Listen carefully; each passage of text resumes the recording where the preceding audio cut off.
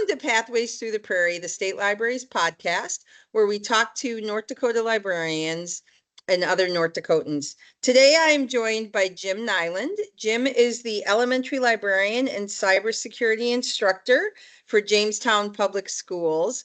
I met Jim in 2015, at least we think it was 2015, when he participated in the Mountain Plains Library Association Leadership Institute. And it's been fun to get to know him and spend time with him. And every time we get to talking, we have a really good time. So I'm looking forward to our conversation today. And thanks for joining me, Jim. Oh, I'm happy. I'm excited. I was so disappointed when I couldn't make the first one. So I love the fact we rescheduled because I was really looking forward. Me too. Absolutely. So, Jim, the State Library's mission is to provide pathways to information and innovation. Tell us, what was your pathway into the library world? My pathway in the library world was, and I'll try to be brief, but it started as a child that I had parents who had no books in the house. And so I basically had to sort of desperately go find my own books. And I looked here, there, I went, and I spent tons of times in the library. And I just came to love libraries as a really young kid. And then as I got older, it just continued because when I was in college, I went to college late, like 40 years old, but I was in the library literally all the time, and I was constantly in the library all the time. And I guess what got me to finally make the leap was I was in radio. I was in radio for 23 years, and I was sitting there coaching my son playing soccer.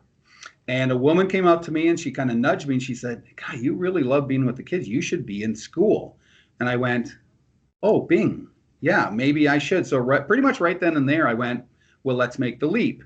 So I went to Valley City State and I decided I'm going to take one class and see if this appeals to me. So I took cataloging. And I've since found out that was probably the worst possible class to take, possibly like ever, original cataloging. And oddly enough, I loved it. And I wish the class would have been like 2 semesters longer. And right then it was just boom.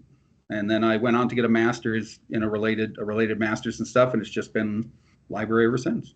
Wow. So for our listeners who aren't from the library world, cataloging is simply taking the books and adding them into the circulation system so that people can find them. It has a lot of rules. There's a lot of dot your I this way and cross your T that way and make sure you're doing things in all the right order, which is probably why I'm not a big cataloger. Like I'm not theory, I've done it, but it's not my favorite part of the library world. And I liked it. I'm thankful I don't have to do it because, as you said, you can take forever cataloging. And I knew I picked the wrong class. I was sitting in one corner enjoying it, and we had some students literally weeping in the corner from frustration trying to do this correctly. So I went, okay, well, if I like something that terrible this much, I must be meant for this job. So I love it. So when I was working on my master's in library science, it was long ago, or whatever, however you would say that. Anyway, I actually took because I grew up in Illinois in the Chicagoland area. And so I took my cataloging class from the head of cataloging for Chicago Public Library. And so I took the train downtown every day and I hiked to the library, which wasn't a big hike, but we actually still had to type catalog cards. That's how long ago it was. And so I was just on the cusp. We were still typing catalog cards, and then we made the leap to get automated. And when you had to type the catalog cards, you type them in triplicate, literally on a typewriter. And so if you made one mistake, like it was a big deal. Now, at least on the computer, you can just hit backspace or delete, but you still got to know all the ins and outs of those rules. And so I'm grateful that we have people who can do the cataloging for us that understand those rules and don't mind following them. Me too. And I'm happy I'm in the elementary world where you sort of take a slightly alternate path with cataloging and doing that. You sort of have a different set of rules in a way when you do it on an elementary school level.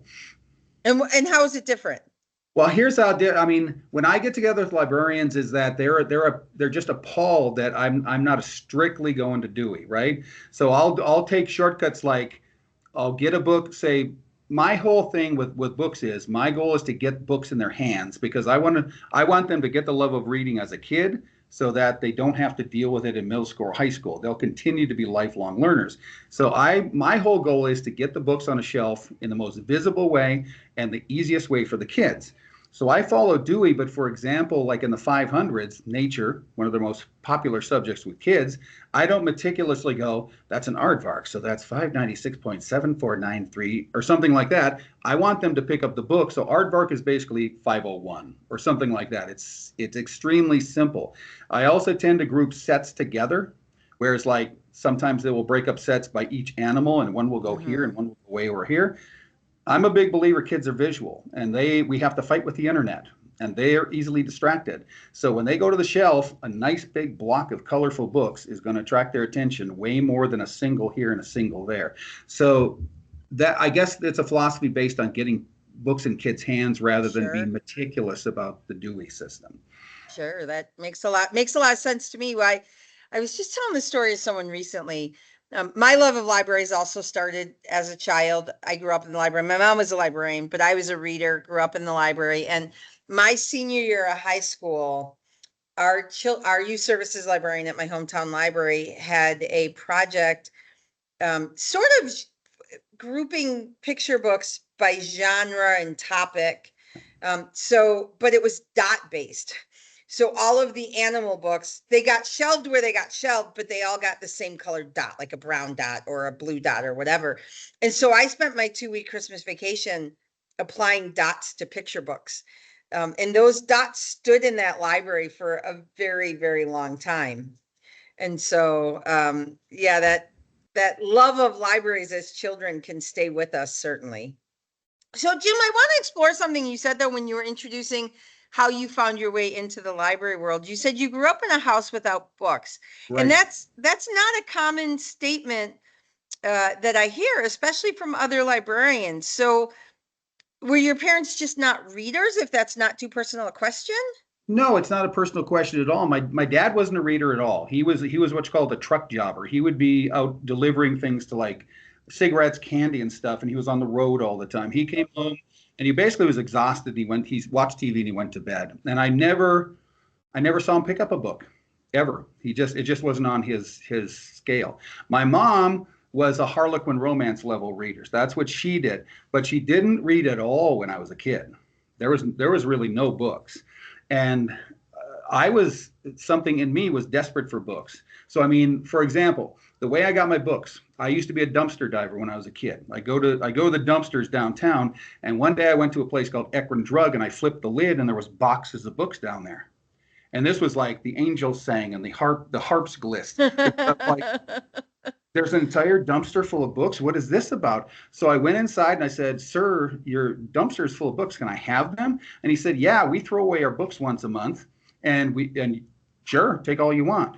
So I'm here on this banana seat bike with 2 boxes of books, pedaling home, and and then I found a big Pepsi rack that held Pepsi, and I filled it full of books, and then I just kept bringing home books, and I was just like, I still have dreams as a 65-year-old man about flipping that lid and seeing the books. And I wake up and I'm just like, I have the best feeling in the world because it was like magic. And that's how I got my books. And I went to the library a lot, but I found them at Ekron Drug. That's really how I supplied and it was everything: Harlequin romance, hunting books, car books. And I just engulfed them all because I was just so desperate for it because my house didn't have any. So how did you find your way to the library? You just knew what a library was from school, or? Well, no, I think maybe my banana seat bike, I couldn't see where I was going, and I just ran into it one day or something. What I actually did was I just was one of those kids, it was back in the day. It wasn't like you're within arm's reach of your parents all the time. Back when I was a kid, we just, "Hi, I'm going to work," and we were off. So I was just all over town all the time, and there I came to the corner, and there's the Pennington County Library. And I just walked in and it was just like, the librarian's a goddess. These people are great. These stacks, they're full of treasures. And I just went in there and I just walked through the stacks and I just sat in the chairs. And I was like, my mom would call the library at 9 o'clock at night and they go, "My kid's there, right?" "Yep, he's here. Send him home." So I just sort of found it through my wanderings through town. Oh, that's wonderful. I love that story. So you and I are of a similar age, I think. For listeners who are like, what is a banana seat bike? Can you describe your banana seat bike? Well, what it is it's a bike, but what it has is a seat literally shaped like a banana. If you could take, mine was sparkly gold. I was the fanciest kid in the neighborhood. And it just basically had a bar coming up in the back. It would curve around like this, and there was the post for the seat. And you always had the big, like Harley Davidson handlebars. Yep. And no speeds on it or anything, one speed, and you just rode around. And it was perfect because if I got the right size box, I could stack them between the prongs of the, and I could do like 3 or 4 of them. And wow. ride home Yeah, like- because those handlebars were so tall, Oh, and really like- a Harley describes it perfectly. Yep. So it's like a little Harley with a gold sparkly seat. So Was yours so our neighbor, we didn't have the banana seat bike, but our neighbor did, and his also like you'd be sitting on the seat and you could turn it so the seat swerved yeah. as you were riding down the street. Yeah, and you could also take the bar on the back and lower it or raise it so you could be a low rider and sit like this. Right, Or you could yeah. sit, you were constantly going down a hill all the time. Right, So yeah. I had that same thing. Yeah, that's really fun. Kids today don't know what they're missing, right? That's right. So you sort of said this already, but it sounds like you read whatever you could get your hands on, fiction, nonfiction. You didn't have a favorite genre, or you did, but you just took what you could read. Right, exactly. I mean, and I mean, here's where I fell in love with graphic novels, and I really think they're valuable to kids, is because initially it was comic books. And I was reading, and I wasn't just looking at the pictures, I was reading. And again, I was reading everything I could get, but comic books were a particular favorite because they were visual. And I think when I made some decisions I made, it was because of my own experiences that the book I was attracted to, the book I was going to read cover to cover, including all the ads in the back where you could buy all kinds of things, word for word, was a comic book. And then I progressed to Huck Finn, and then I started going through the books I got from that's kind of how I kind of got my philosophy, that the first step is to get books in kids' hands. Mm-hmm. Can I tell one story? Absolutely. Okay. I had a kid when I was at Pingaroo Cannon. There was a kid there who she'd come in and she refused to check out any books, like never. And I tried all kinds of things with her. She flat refused. And one day I went, well, what can I try on her? Well, comic books work for me, so I'm going to get some graphic novels. So I got a set of, and everyone knows this set, it's about science, energy, electricity, so on. So I put it on the shelf in a group. I didn't separate it. And one day she came in and I said, you going to check out a book? And she said, no. I said, well, you might want to look into those over there. Okay. She walked over and she stood there for a long time and she checked out a book. Wow. But it gets better, because then every week she checked out 2 more, and she went down the line and she read the whole set. Then she progressed to other books and kept going. And then when conference time came along, her parents were sitting there, and I said, here's your daughter's list of the books she read. And they literally tossed it back to me, and they said, you got the wrong list. That's not our daughter. I said, yeah, that's your daughter. And he said, she doesn't read. She's read all of those books. And they were just like speechless. They didn't know what to say. And she actually went on to get a master's, and she's an optometrist now. So I don't know what path she would have taken, but I sure am happy I got her to read. And she told me later, she goes, Mr. Nyland, you got me to love reading with those graphic novels. So there's my little success story right there. Wow, that's a pretty big success story, actually. I love that story. And I can see why that's fed your philosophy of how you shelve the books in your library too, to get them in kids' hands. Ultimately, that's the goal that we have, is to inspire a love of reading for all ages. I'm a firm believer there's a book out there for everyone. And if you say you're not a reader, we just haven't found the right book for you. Yep. And that story really kind of showcases that. What do you find most rewarding about being a school librarian? Well, I mean, I stories like that. The thing I find the most rewarding is when, because I admit some of the stuff I do is not the strict way of doing it, but I firmly believe in it. And what I like is stories like that, where I have kids who would never pick up a book, and I steer them towards something.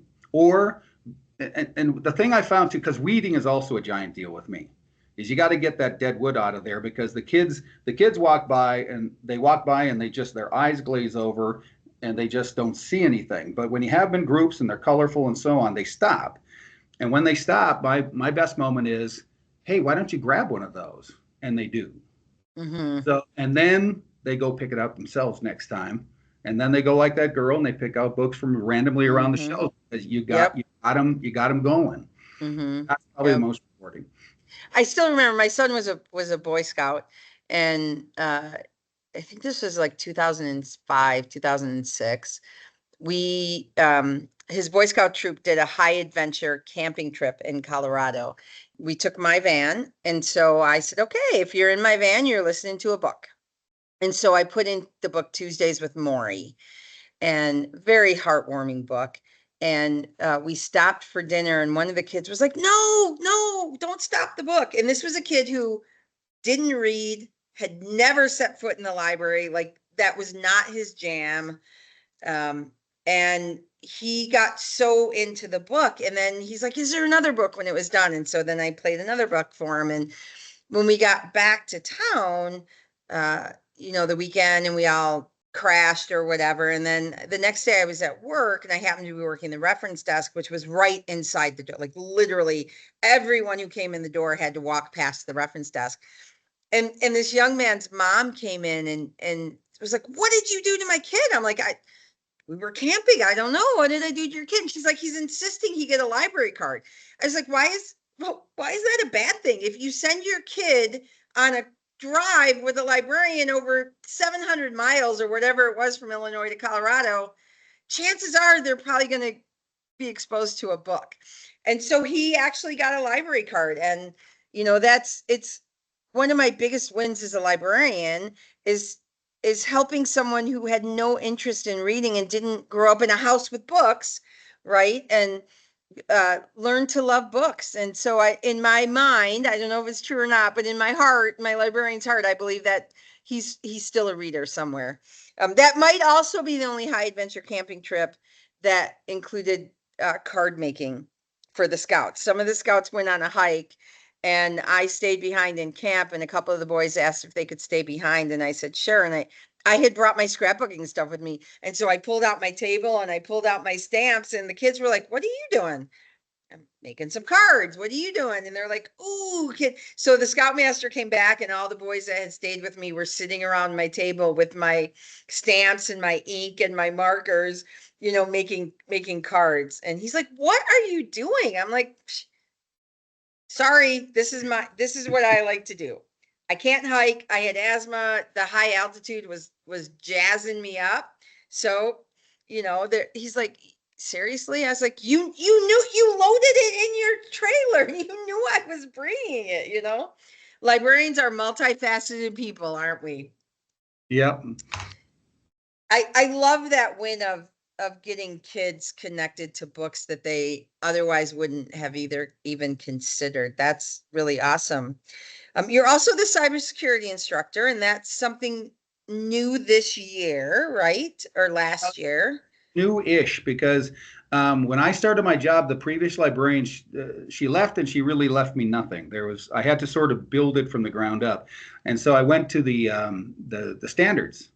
And I noticed, oh wow, it's kind of a mixed bag, because part of it's, and I'm a tech guy, so I used to be a tech coordinator. I'm very much into it. And so I went, well, I'm going to build this in as a component. And so I taught 3rd through 5th library skills / cybersecurity and technology. And then I don't know, the kids, it went well. It went well. And then when the time came for the state mandate for cybersecurity, my district basically said, hey, you're the dude doing it. So they basically gave me kindergarten. Mm-hmm. So I'm basically doing mostly that now. So what do you teach a kindergartner about cybersecurity? That's an interesting question. Well, I think it's not so much what you teach, but you have to put it you got to put it in a format that will catch their attention and so on. Because again, kindergartens are like pinballs. They're like going all over the place, and they got like a 3-minute attention span. So if I stand up there and I go, do not have a strong password, they're all going to be laying on the floor and needing to go to the bathroom and stuff like that. So they're not going to want to listen to it. Not to mention they can't spell a strong password. And they can't strong, yeah, and they can't. And so, yeah, I got to tell them how to make a strong password, but they don't know their letters yet. How does that work? So to me, it's more about putting it in a format like for today. I found a book called Old MacDonald Had a Phone.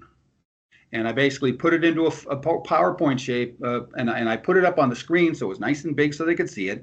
And I basically, and they loved it when I was singing too, because Mr. Nyland's singing is just hilarious apparently.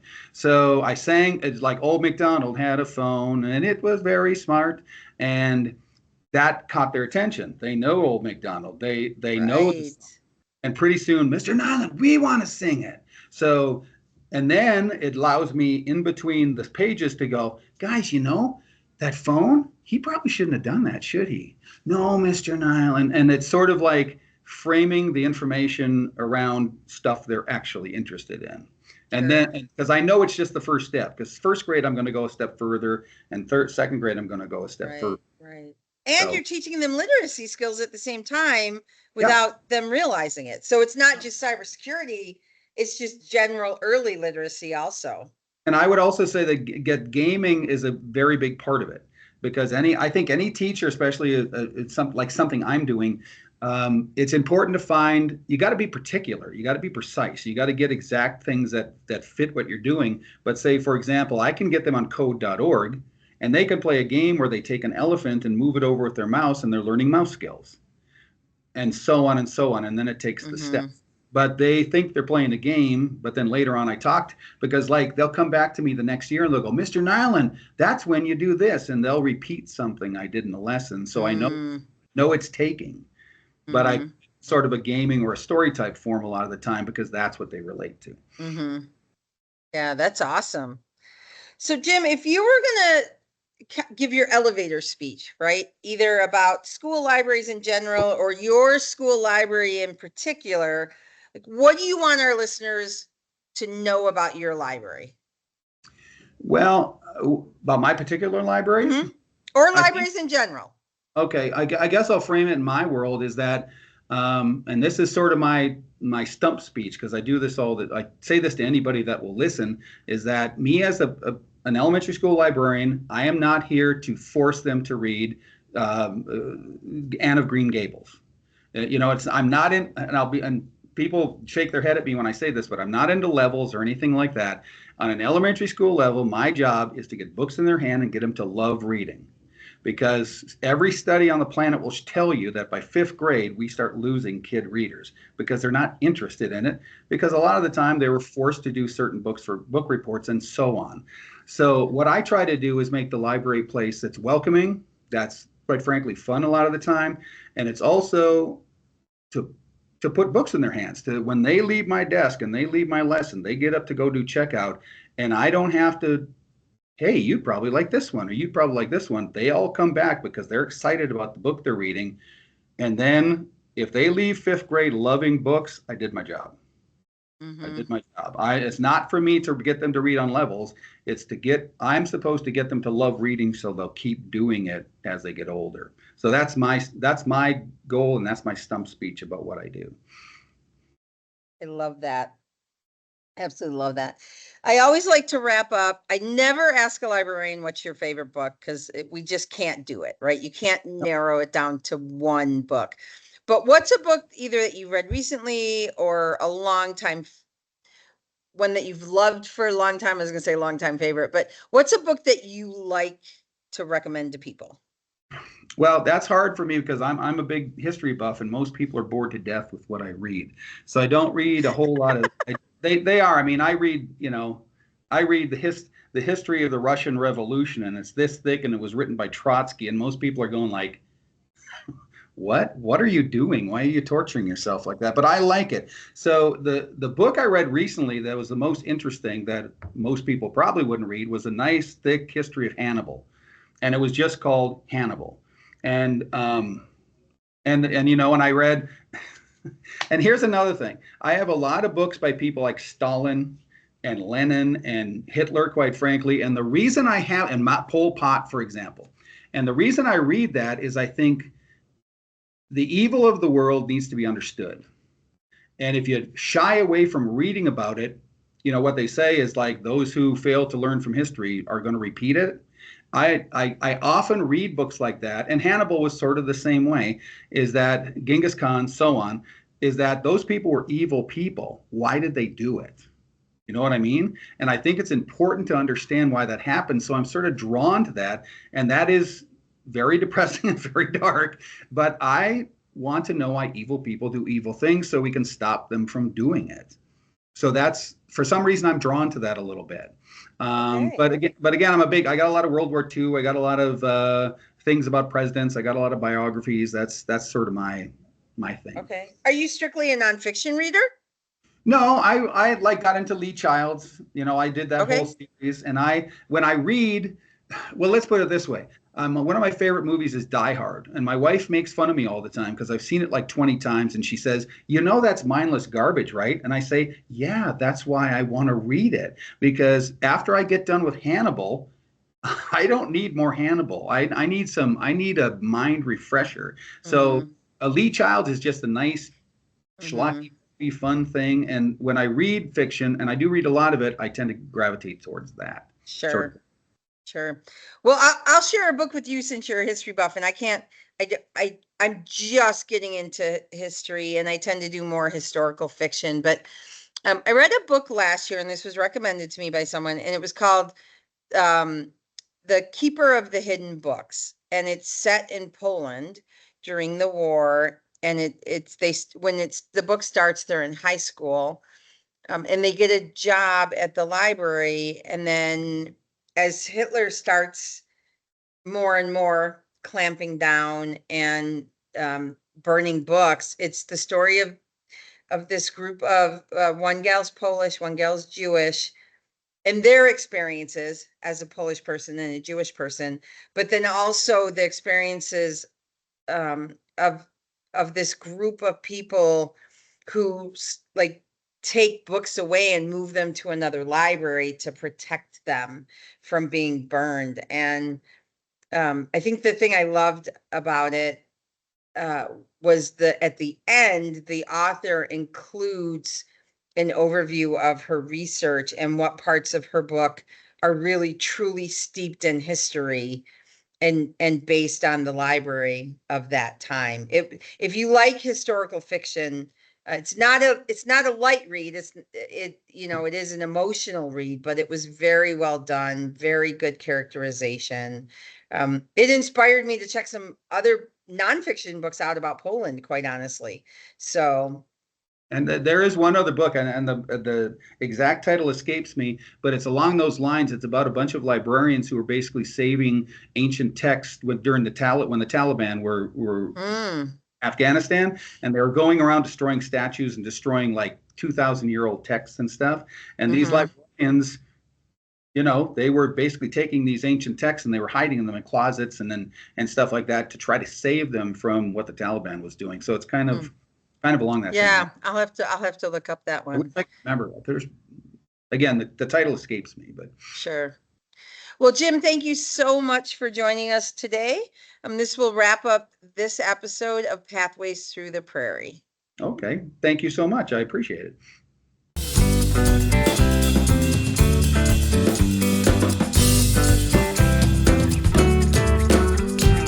In partnership with the Department of Energy Services, the State Library now has new climate literacy kits. The kits include everything you need to do a full program about climate change. Broken down by age category, the kits have detailed lesson plans, resources, and activities to complete 6 lessons. Categories include Empowering Tomorrow's Leaders for Teens, Exploring Our Changing Climate for grades 3 to 5, Exploring Our Climate for grades K2, and Sustainable Living, the Past, Present, and Our Future for adults. Check out a kit today through the State Library's online catalog or contact us at 701-328-4622.